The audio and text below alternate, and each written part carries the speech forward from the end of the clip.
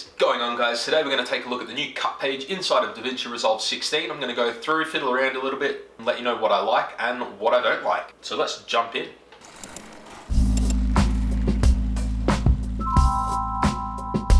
So not only in this video am I going to go through the different features that are available in the cut page, but also my thoughts and opinions on how it's laid out and how it currently works. So we're going to open this little video project up here that I created, where we have some clips in there.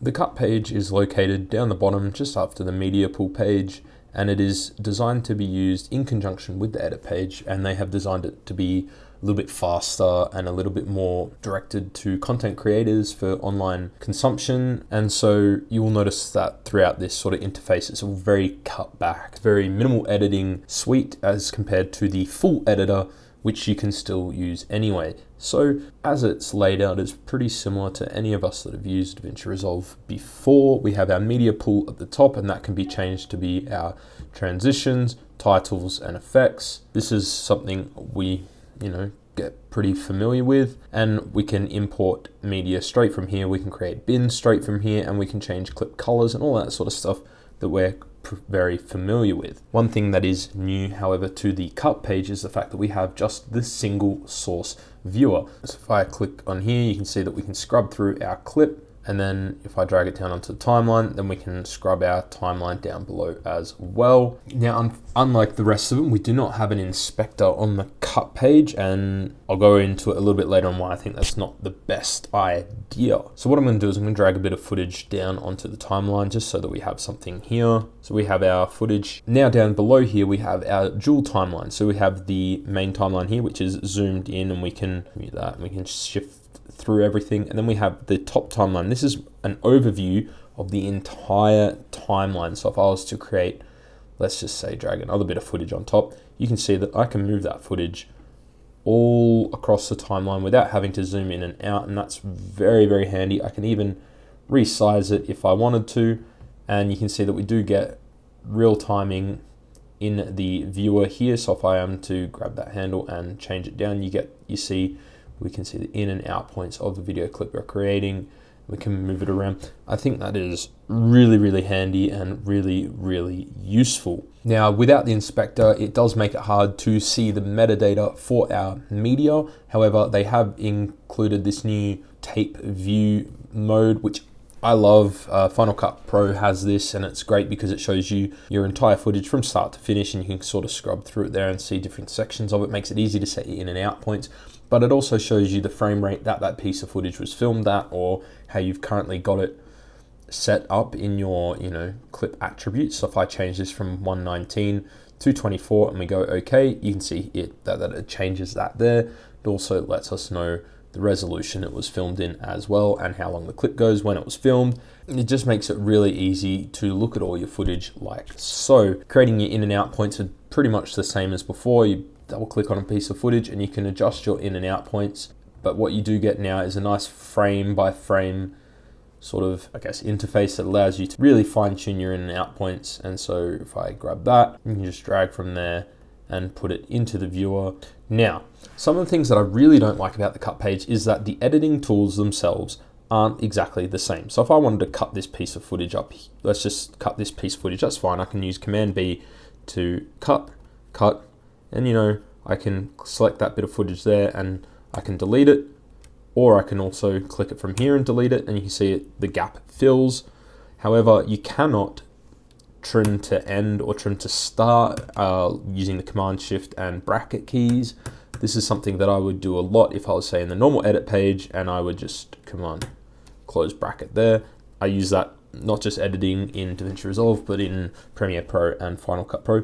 And for some reason, you just can't do that in here. They're sort of forcing you to use their dynamic trim mode, which I use a lot as well, but it's just not something, I like having the option to be able to do other editing moves as well. Another great feature in the cut mode is that they've got the slip tool built in, so you can fully adjust what part of the footage you want to actually have in, and it's really helpful because you do get all this nice graphical overlay here as you're doing so you sort of know which section of the clip you are adjusting.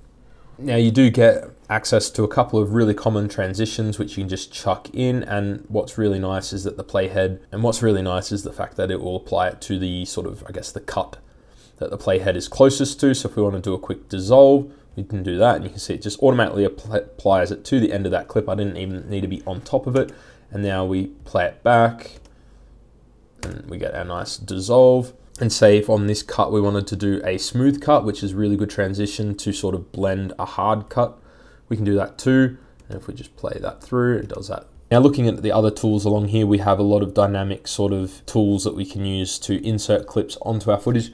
The thing is that we can do that sort of stuff over here as well, and I've never ever used them. I don't really use them, but you do have some insert tools, which is really good if you have your clips sort of lined out properly and you just want to drop it in. Some of the things I really don't like about this cut page is the fact that if I were to add sort of like a text title in there, see, we can have it up the top here, which is great. So now we have our text. Fantastic. I cannot edit the text. Now I'm not sure if that's just because this is beta. I'm pretty sure it probably is. It seems like a bit of a poor oversight, but no matter what I do, I cannot edit it unless I go into the edit tab, in which case I can just go to the inspector and change my titles to, and you know, all these, you know, they're dynamic. So it's a small thing, but that is there as well. Another thing is the retiming tools and stabilization tools. So with the clip selected, if you have these here, this is gonna drop down and show you all the different tools. So you have your positioning, so you can move your clip around if you want. You have your crop if you want to crop in. You can adjust your audio levels of the clip. It's not gonna do that here because we have no audio. And then we have our retiming controls. Now, as far as I can see, apart from the fact that we can speed the clip up a bunch, make it a lot faster, we cannot speed ramp in here. To do that, we still need to go over to the edit page and do our standard sort of, you know, Command R and create our normal points. As you can see here, it has adjusted that change there, and we do have the speed change, but there's no real way to set keyframes or anything like that in here. So that's a bit of a shame. I hope they do change that, and I'm gonna send them an email to request that, because it'd be really nice to have something similar to, say, Final Cut Pro, where you can just quickly create a speed ramp. But what is nice is that you do have stabilization built in, and you can sort of build it, you know, go through, and it's pretty bloody quick, to be honest. You can adjust your crop, you can adjust your smoothing, and you can just hit stabilize, and it's gonna go through and stabilize that clip, and it does it relatively quick. We're not gonna do it now, but you know, you can do that, and you can change what sort of stabilize you do. That's really good, because prior to that, you'd have to go into the color tab and you would have to do the stabilization in the tracker here. So it's nice that you can do that from the cut page. And as you can see here, all the cuts and edits that we've been making have been carrying over completely to every aspect of Davinci Resolve, which is really, really nice. So, you know, I can see this being really handy to cut your footage together really, really quickly if that's something you want to do. However, as it stands, it's not quite up to scratch as to where I want it. Again, a few of the things, these waveforms are way too small, and I cannot for the life of me see how to, I guess, adjust the height of them and the way it looks on the thing. So it's hard to cut to audio. So to do that, I'm still going to have to jump into here, which defeats the purpose of having the clip page. So hopefully these things are going to get fixed in future. Like I said, this is just the first beta release of Davinci Resolve 16, and I think this is a really great first step.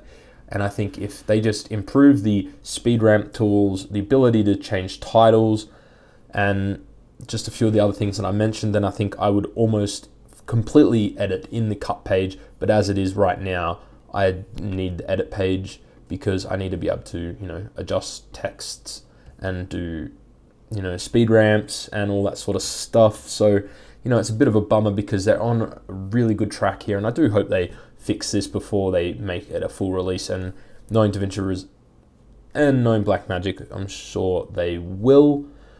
Another quick gripe before we close up is the fact that when you're scrubbing the timeline in the edit page, you go left to go right, right to go left. This is very similar to pretty much every other editor. In the cut page, right goes right, left goes left. I'm not sure why that is, and I really hope they change it. I tried seeing if you can change the setting somewhere. I can't see it anywhere as far as I'm aware, but it just seems a little backwards to have it set up one way for the cut page and then another way for the edit page, because it just makes going between them really hard. And as it stands right now, you sort of do have to go between them, which is annoying. Oh, and just before we do wrap up, I'd like to say that there is a really nice source tape feature now, which is really great if you have lots of footage, because it just adds all your footage into this one huge long clip, which is really good for you to come through and set, set your in and out points, and you can really adjust them really nice and easily there and go through. And that's really good if you have, say, a lot of B-roll and a lot of slow motion B-roll and you want to go through and get the best bits. I can see that being really handy, and I think I might use that as well.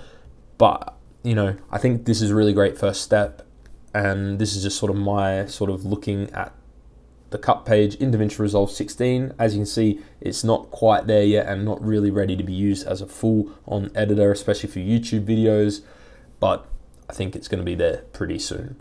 If you enjoyed this video, guys, hit that thumbs up button down below and let me know what you guys think of the cut page.